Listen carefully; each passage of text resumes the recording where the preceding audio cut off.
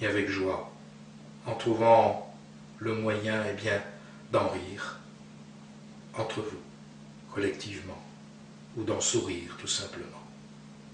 La méchanceté dont tu parles est toujours le signe d'une grande souffrance, d'une incapacité à sortir d'une ornière.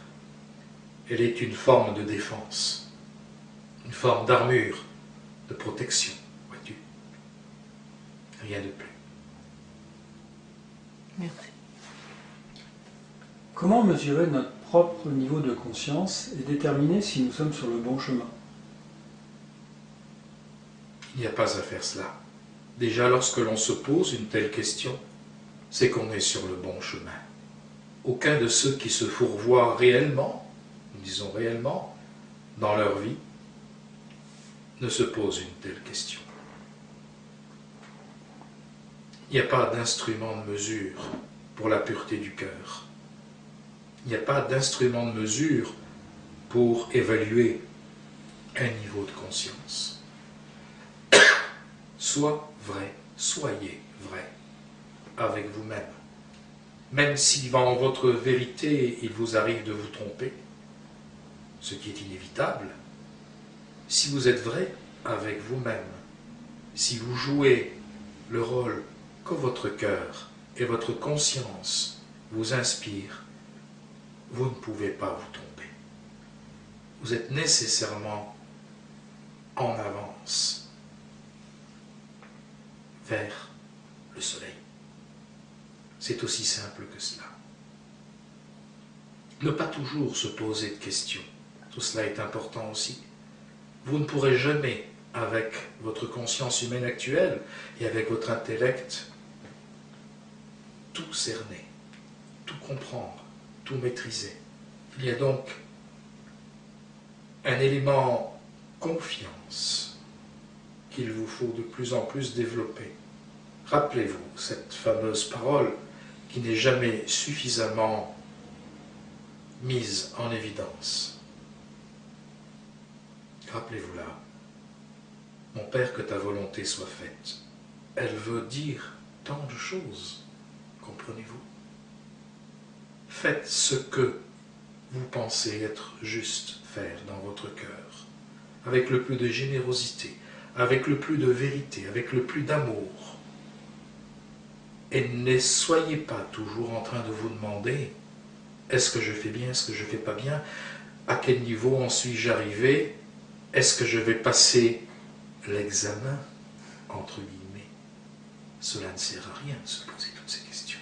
Soyez vous-même en beauté, en vérité. Et là, vous êtes certain d'avancer véritablement vers ce qui vous tient le plus à cœur.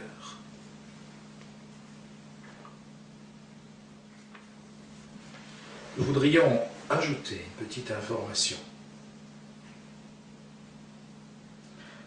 En revenir à la notion de notre manifestation parmi vous. Vous savez que depuis un certain temps, nous nous interrogeons quant à la façon la plus adéquate de faire cela. Vos films, toute la culture de la science-fiction actuelle a beaucoup imaginé et mis en image l'arrivée de grands vaisseaux mers dans les cieux. De façon positive ou négative, tout a été fait. Nous avons, nous aussi, imaginé un tel scénario, avec ses bons côtés comme ses moins bons côtés. Nous n'avons pas vu de solution idéale. Nous avons imaginé également des interventions ponctuelles, privées, auprès de certains de vos gouvernants. Cela a été fait, d'ailleurs. Nous n'avons pas fait qu'imaginer ces choses. Et ce n'a pas porté les fruits que nous espérions. Trop de peur, trop d'intérêt personnel, trop de collège de ceci ou de cela, la volonté de contrôle, etc. Voilà pourquoi nous envisageons actuellement, et nous envisageons, disons-nous simplement, peut-être de nous manifester simultanément sur tous les grands canaux d'émissions télévisées du monde. Ce pourrait être une façon de nous introduire dans les foyers qui seraient relativement douces, paisibles, rassurantes. Ce pourrait être notre façon de faire. Donc attendez-vous à des choses de ce genre. Attendez-vous aussi à ce qu'il y ait des falsifications à ce niveau-là. Tu peux très bien imaginer qu'une émission s'interrompe brutalement à une heure de très grande écoute et qu'il y ait une forme de soleil qui vienne, qui jaillisse et qu'un discours soit tenu par l'un des nôtres. Un discours cherchant à toucher le cœur d'un maximum d'hommes et de femmes. Très simple, très naturel. Un discours qui ne pourra être censuré par aucune puissance de votre planète. Un discours qui se fera de plus en plus présent, de jour en jour, de semaine en semaine, jusqu'à ce que l'évidence s'installe. Vois-tu ? Oui. Nous ne disons pas que c'est cela qui va se passer, mais c'est une possibilité. Ah, ça serait merveilleux. Merci infiniment. Gardez confiance, quoi qu'il se passe. Gardez confiance. Ne cherchez pas des preuves à tout. Développez votre force intérieure. Développez votre sincérité, votre sensibilité, votre joie.